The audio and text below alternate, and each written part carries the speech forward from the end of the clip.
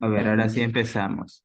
Este ejercicio, yo creo que es el más fácil, por eso quise empezar con este. Dice que supongamos que tres cargas juntas producen un campo eléctrico y dice que dibujemos las líneas de campo cuando las cargas tienen el mismo valor, el cual es positivo. Y si nos damos cuenta, las líneas de campo como que evitan tocarse. Y al momento de poner el punto en el cual estas líneas son, ¿qué digo? Este campo eléctrico es nulo, sería en el centro, porque las tres cargas evitan irse hacia el centro. Ya, hasta aquí todo claro, ¿no? Ahora, en la parte del inciso 2, en el inciso 2, aquí tenemos algo diferente. Nos dice que cuál es la magnitud y dirección del campo eléctrico en P debido a las dos cargas ubicadas en la base. El campo eléctrico P está ubicado exactamente aquí, va hacia arriba. En la gráfica nos pone el campo eléctrico P como en la punta de este triángulo hacia arriba. Dice que tenemos que hallar su magnitud y dirección debido a las cargas ubicadas en la base. Aquí yo hice algo que es utilizar la trigonometría para saber con qué ángulos estamos trabajando. Así que usé algo que es que la sumatoria de todos los ángulos internos de un triángulo siempre nos va a dar 180. Y como son tres ángulos iguales, cada ángulo va a valer 60, así como está aquí.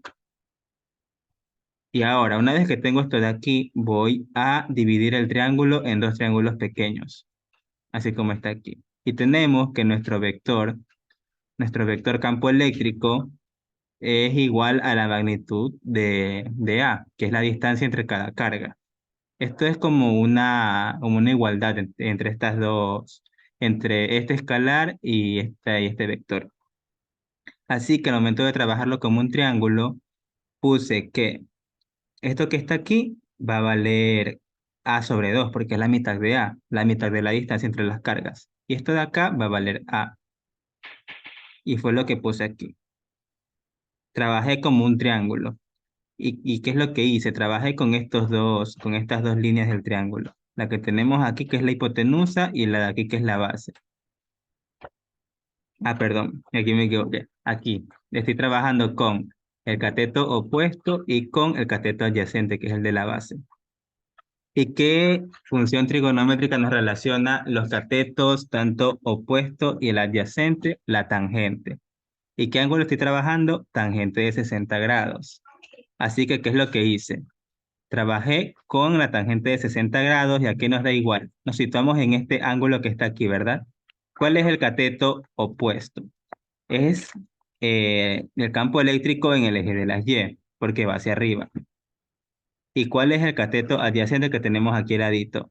Que es A sobre 2, que es la distancia entre ambas cargas o la mitad del campo eléctrico, porque estamos trabajando con la mitad del triángulo. Así que la anoté en esta parte. Tangente del ángulo es igual al campo eléctrico en el eje de las Y sobre la mitad del campo eléctrico en el eje de las X. ¿Qué es lo que hice?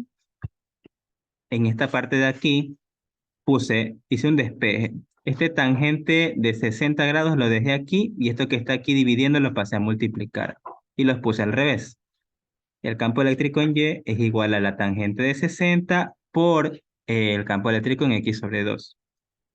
Y tangente de 60 es raíz cuadrada de 3. Ahora, una vez que tengo hasta aquí esta parte ya hecha, ¿qué es lo que voy a hacer? Voy a reemplazar el campo eléctrico con su fórmula. El campo eléctrico es igual a la constante de Coulomb por la carga puntual sobre la distancia. Pero en este caso nuestra distancia sería de A al cuadrado. Aquí falta ponerle al cuadrado. Y este 2 que está aquí es porque en realidad estamos trabajando con la mitad de este campo eléctrico. Como estamos trabajando con la mitad, aquí aparece este 2 aquí abajo. Ya. Ahora pongo que la sumatoria de los campos eléctricos en el eje de las Y es simplemente sumar el campo eléctrico que se genera en el eje de las Y del primer triángulo, o sea, de la parte de esta aquí, más el del segundo triángulo. Nos da el total, que es el que va para arriba. Así que utilicé esta fórmula, que nuestro campo eléctrico en Y resultante es igual a la suma de los dos campos eléctricos, que son, por así decirlo, dos mitades. Aquí tenemos la fórmula. Tenemos que esto de aquí corresponde a lo que es el primer campo eléctrico en el eje de las Y. Y esto que está aquí corresponde al segundo campo eléctrico. Aquí debería ser al cuadrado. Ya. ¿Qué es lo que hice? Tengo factor común raíz de 3 sobre 2 aquí y en el otro término. Lo saqué como, ay, perdón. Tenemos que las cargas aquí son las mismas, ¿no? Porque ambas son positivas, tienen la misma magnitud. La carga 1 y la carga 2 son las mismas. Así que los dejé simplemente escritos como en la misma carga. Tenemos que el factor común es raíz de 3 sobre 2. O factor común también puede ser la constante por la carga 1 sobre la distancia al cuadrado. Pueden hacer el factor común de cualquiera de las formas, tiene que quedarle al final algo como lo que está aquí. Esto que está aquí tiene que darle. Pueden hacerlo sacando factor común raíz de 3 sobre 2 o sacando factor común eh, K por Q sobre al cuadrado. Él les va a dar lo mismo. ¿Cuál es el fin de hacer esto de aquí? Hallar nuestro campo eléctrico en el eje de las Y resultante. ¿Y por qué en el eje de las Y? Porque al momento de nosotros aplicar esta repulsión, la repulsión hacia acá, si se dan cuenta, tenemos una repulsión que va de izquierda a derecha en el eje de las X y una que va de derecha a izquierda en el eje de las X. Así que estas se nos van a anular y simplemente nos va a quedar la repulsión que es hacia arriba. Hasta aquí, ¿se entendió lo que hice? ¿Alguna pregunta? Utilicé simplemente trigonometría y manejé las magnitudes como vectores.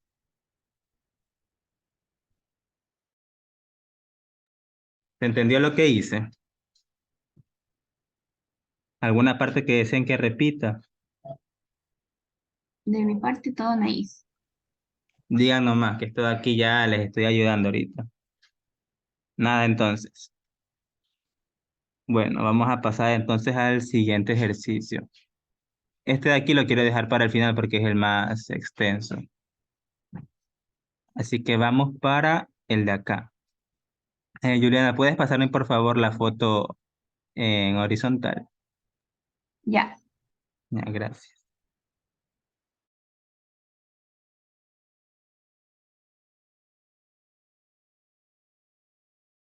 Listo para nada, pero creo que no está difícil. Utilizamos solo unas pequeñas fórmulas.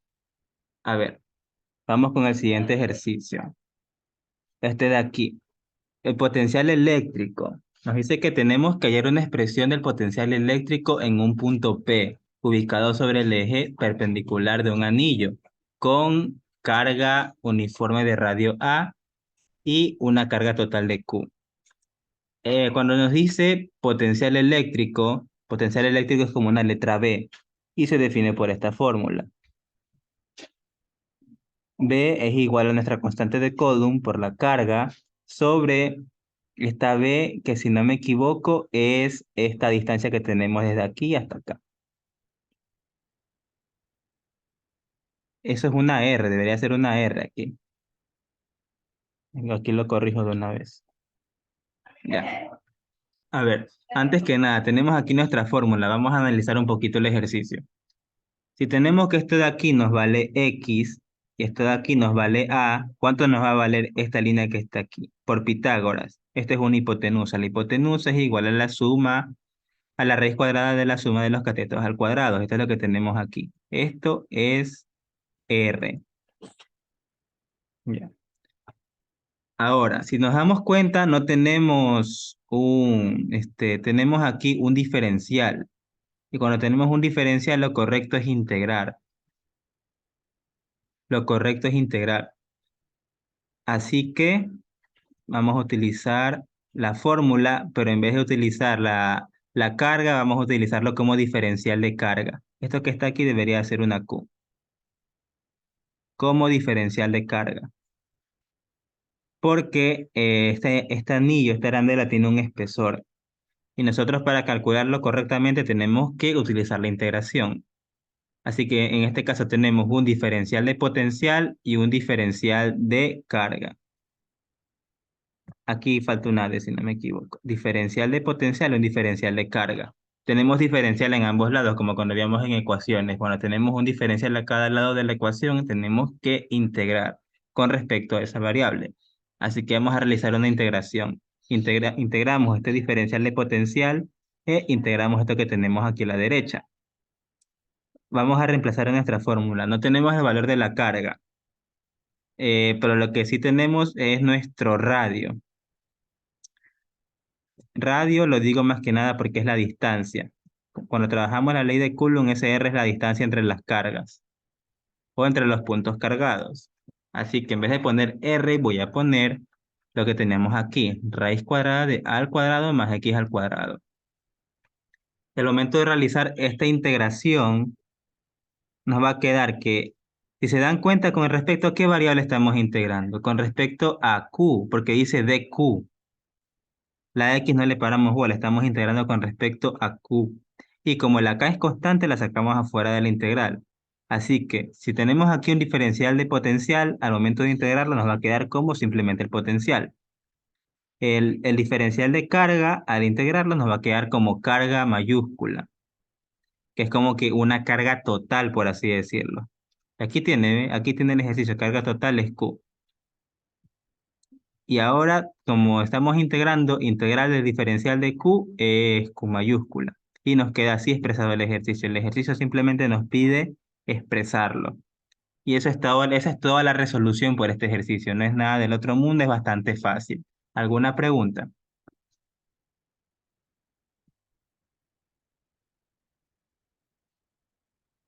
Nada, se entendió todo lo que hice.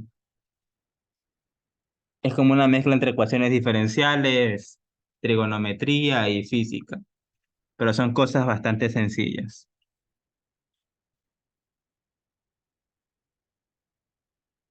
Bueno, si no me dicen ninguna cosa, yo sigo nomás. Preferiblemente pregunten, porque aquí son bastantes cosas que tener en cuenta por cada ejercicio. Vamos con el siguiente. ¿Alguien escribió en el chat? Todo bien, está bien. Muy bien. Entonces, vamos con el ejercicio 3.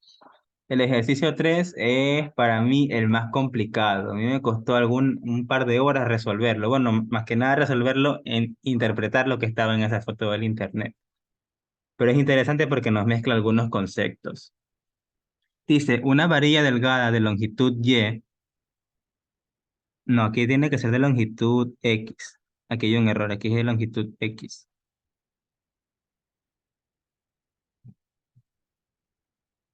Eh, por unidad de longitud yace a lo largo del eje X. Es una varilla, aquí tenemos la varilla, ¿no?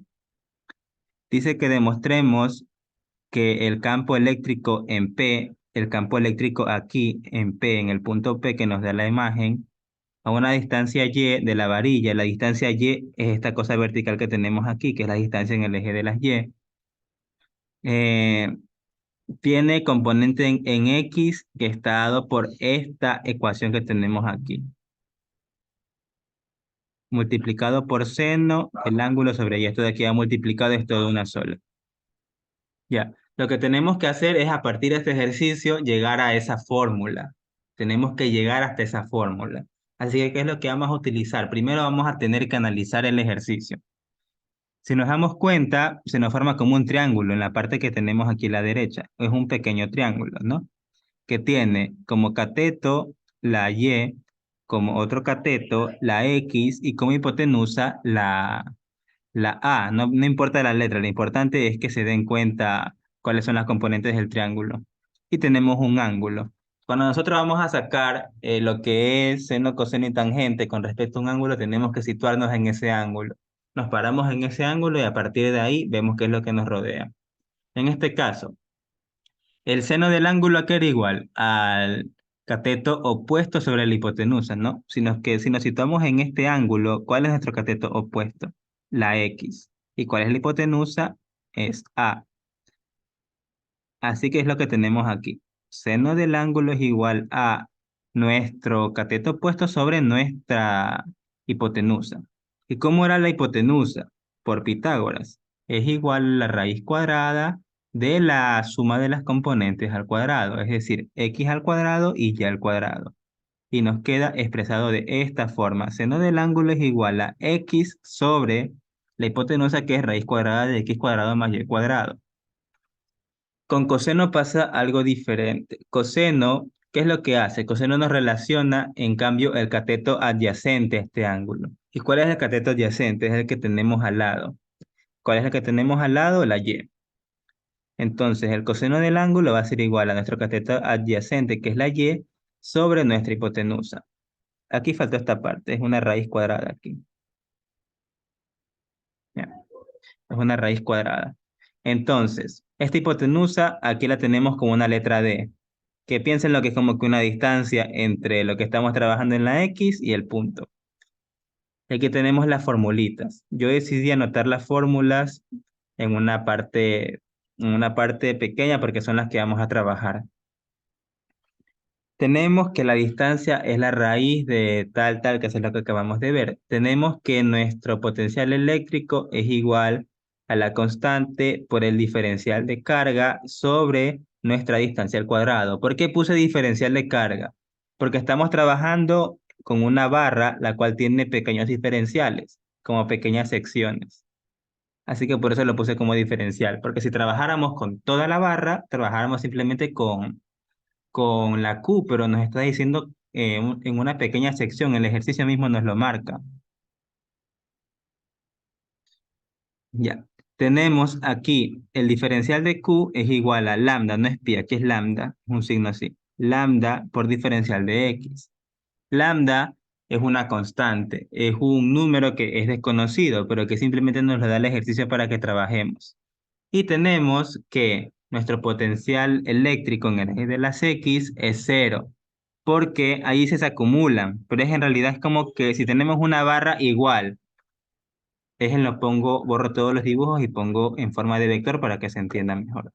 Si tenemos una barra, pero la barra empuja el potencial eléctrico de aquí, de la izquierda hacia el centro y de la derecha hacia el centro. ¿Qué es lo que pasa? No tenemos potencial eléctrico en el eje de las X, porque se nos está anulando, como que se nos contrarresta. Es como cuando a alguien lo empujan de la izquierda hacia la derecha y de la derecha hacia la izquierda, lo hacen como un sándwich y se queda ahí mismo. Así tal cual, mejor ejemplo creo que no hay. Una vez que ya tenemos definidos nuestras componentes y todo esto de aquí, vamos a trabajar con lo que es la formulación. A ver, la formulación. Aquí viene un poquito cuando veíamos la parte de leyes de Newton, que en realidad es trigonometría.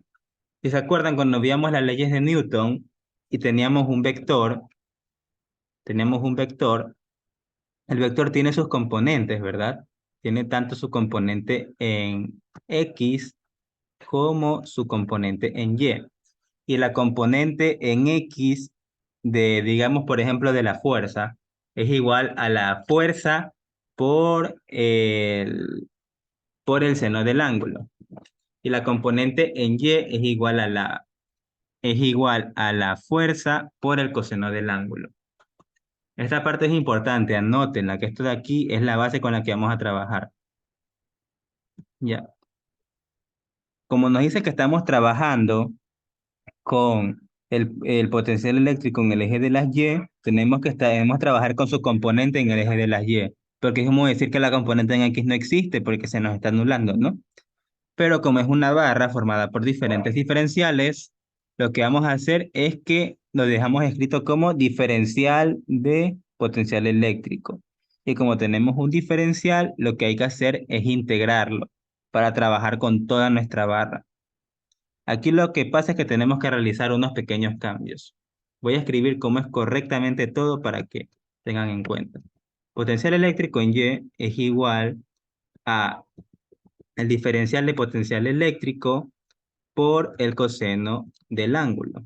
Voy a llamar el ángulo así, por el coseno del ángulo. Ya. Aquí tenemos que aplicar algo que es que en vez de poner coseno del ángulo, vamos a poner lo que nos había dado antes. ¿Qué es lo que nos había dado antes? Aquí está. Coseno del ángulo es igual a y sobre b, ¿sí o no? Así que vamos ahora sí a realizar unos pequeños cambios con las ecuaciones que tenemos al principio. Potencial eléctrico en Y es igual a nuestro, ¿cómo definíamos nuestro campo eléctrico? Como la constante por la carga, pero como estamos trabajando con una barra, estamos trabajando con diferencial de carga por el coseno del ángulo que se mantiene, porque es el de la fórmula, sobre nuestra distancia al cuadrado. Ahora dejen la nota bonita en la fórmula, que esta parte es importante que la tengan en cuenta. Ya. ¿Qué es lo que hice? Simplemente reemplacé nuestro potencial eléctrico. Ahora vamos a reemplazar lo que es el coseno, porque se ve feo trabajar con el coseno, ¿verdad? Así que ¿cómo nos queda? Potencial eléctrico en Y es igual a la constante por diferencial de carga, y en vez de poner coseno del ángulo, que voy a poner lo que me había dado hace un momento, que era, si no me equivoco, coseno del ángulo, ¿dónde está? Aquí. Coseno del ángulo, Y sobre la distancia. Sí. A ver, déjenme lo anoto bien. Por Y, que es lo que vamos a poner en vez de coseno, vas a poner Y por la distancia al cuadrado, que es la del anterior, pero como sabíamos el coseno del ángulo era Y sobre D, vamos a poner aquí en el denominador otra D, que está multiplicándose, porque es lo de la fórmula del coseno, es la fórmula del coseno. En este caso, coseno del ángulo es Y sobre D. Y tenemos que, ya reemplazamos aquí estas cosas, ¿no? Ahora tenemos una última cosa por reemplazar. Tenemos que reemplazar que DQ, tenemos que reemplazarlo para que nos quede en otra variable. Si tenemos alguna fórmula que nos diga que dq es otra cosa, sí, dq es lambda por dx. Así que vamos ahora a reemplazar. Diferencia de que digo, potencial eléctrico en Y es igual a la constante por lambda, que es el de la fórmula, ¿no? Lambda por diferencial de x por Y sobre la distancia al cubo. Ya. Y todo esto que está aquí es lo que yo puse acá. Solo que está en otro orden, pero es lo mismo. Está la constante de Coulomb, tenemos la Y, tenemos lambda y el diferencial de X. Y tenemos aquí abajo nuestra D al cubo. Y sabemos que D vale raíz cuadrada de las componentes al cuadrado del triángulo, pero elevado al cubo. Así que si tenemos aquí un diferencial de X, vamos a integrar esto de aquí con respecto a las X. ¿Qué es lo que vamos a hacer? Vamos a sacar por fuera de la integral lo que son nuestros valores constantes, k, y y lambda. ¿Por qué saqué la y? Porque estamos integrando con respecto a las x. Y cuando vemos en ecuaciones que integramos o derivamos con respecto a una variable, lo que hacemos es que ignoramos las otras variables. Pero esta es una integral definida. Si se dan cuenta, en el ejercicio con que estamos trabajando, con la mitad de la varilla, simplemente con la mitad de la varilla. Así que la integral va a ser la integral de la mitad de la varilla. Y la varilla tiene longitud L, así que la integral va a ser desde 0 hasta L sobre 2. Toda esta parte de aquí es una integral fea, horrible. Lo que yo les aconsejo es que me ingresen en una calculadora lo que es la integral, porque si me pongo a explicarla aquí nos agarran a las 7 de la noche porque es una integral fea. Es de las más feas que yo he visto. Ya. Y en fin, al momento de integrar nos va a quedar esto que está aquí, evaluado en L sobre 2. De esta forma, en vez de poner la X, voy a poner L sobre 2. Así, aquí nos quedaría X cuadrado más Y cuadrado. Y como voy a poner lo que es L sobre 2 lo elevo al cuadrado y me queda L al cuadrado sobre 4. Ahora, esto que tenemos aquí es lo mismo que decir X sobre raíz cuadrada de X al cuadrado más Y. Este es un más por si acaso. Más Y al cuadrado.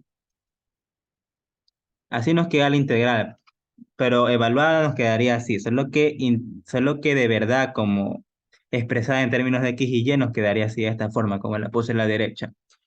Y si nos damos cuenta, x sobre raíz de x al cuadrado más y al cuadrado es lo mismo que decir, acá lo tenemos. Aquí clarito está.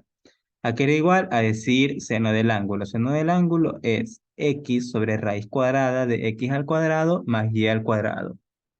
Esto de aquí lo voy a reemplazar.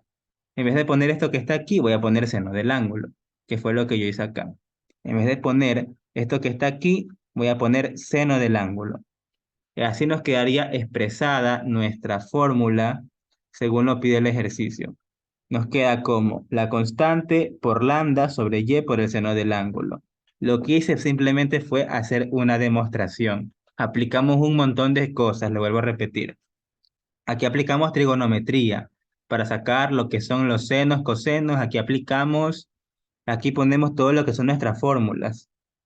Tenemos en cuenta que el diferencial de potencial eléctrico en X es cero, porque es como que se anula de lado y lado, y solamente existe en Y. Aquí tenemos la componente en Y del potencial eléctrico, que es la que vamos a trabajar. Aquí tenemos nuestro diferencial de potencial eléctrico, porque es una barra hecha por diferentes diferenciales. Y vamos a reemplazar coseno del ángulo por lo que teníamos aquí.